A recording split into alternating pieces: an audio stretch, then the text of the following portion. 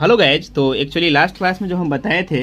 कि 2 का पावर 0 ये जो फैक्टर किए थे 100 का 2 का स्क्वायर गुने 5 का स्क्वायर, 2 का पावर 0, 2 का पावर 1, 2 का पावर 2, इसी करे में यहाँ पे हम बता दिए थे कि 2 का पावर 0 गुने 5 का पावर 1 ये लेंगे, फिर 2 का पावर 0 गुने 5 का पावर 1,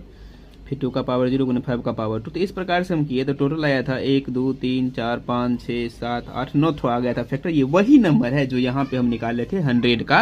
1 2 4 5 10 20 25 50 100, यानी कि ये जो 9 थ्रो निकला था वही नंबर आ गया टोटल नंबर ऑफ फैक्टर्स। तो इसी प्रकार से यदि किसी भी संख्या का हमको टोटल नंबर ऑफ फैक्टर ज्ञात करना हो तो जैसे 2 का 100 का लिए तो 2 का स्क्वायर गुने 5 का स्क्वायर, तो उसका प्राइम फैक्टर करेंगे। प्राइम फैक्टर करने के बाद जो पावर रहेगा उसमें से एक ऐड करेंगे, उसमें एक ऐड करेंगे, फिर गुने यहाँ पे पावर है दूसरे नंबर का भी लेंगे, अगर तीसरा नंबर भी होगा तो उसको भी पावर जो रहेगा उससे एक जोड़ के फिर उसको गुना कर देंगे। जैसे यहाँ पे 2 पावर 2 था तो 2 + 1 फिर 2 + 1 3 दिया 9। अब इसके बाद आते हैं नेक्स्ट में कि अब एक एग्जांपल लिए हैं हम 2 का पावर 6 गुने 3 का पावर 4 गुने 5 का पावर 2 गुने 7 का power 1, find the total number of factors. इसमें टोटल नंबर ऑफ फैक्टर्स ज्ञात करना है। तो देखिए 6 है ना, तो 6 + 1 फिर गुने 4 + 1 2 + 1 और 1 + 1 7 का पावर 1 यानी 1 + 1। तो देखिए 6 1 7 4 1 5 2 1 3 और 1 1 2, तो 7 गुने 5 गुने 3 गुने 2 यानी कि टोटल नंबर ऑफ फैक्टर कितना हो गया 210 इस नंबर का, ये प्राइम फैक्टराइजेशन का। अब इसी पे आ जाते हैं हम, फॉर्मूला आ गया कि टोटल नंबर ऑफ फैक्टर हम किसी भी नंबर का कैसे फाइंड करेंगे। तो देखिए a का पावर p है गुने b का पावर q गुने c का पावर r,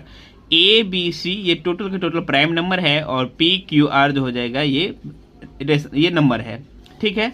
अब ये इंटीजर होना चाहिए, इंटीजर है ये, इंटीजर भी नहीं पॉजिटिव इंटीजर, ठीक। अब देखिए A B C are prime numbers, तो A B C are prime numbers तो टोटल नंबर ऑफ फैक्टर जो हो जाएगा कि p + 1, इसको p q r को आप बोल दीजिए या तो नेचुरल नंबर या पॉजिटिव इंटीजर नंबर,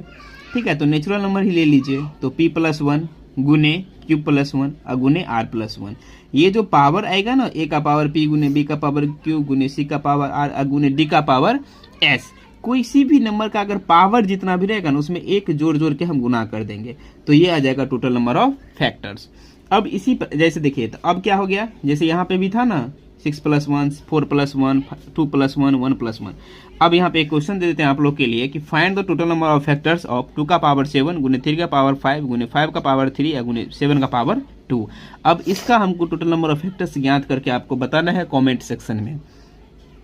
ओके।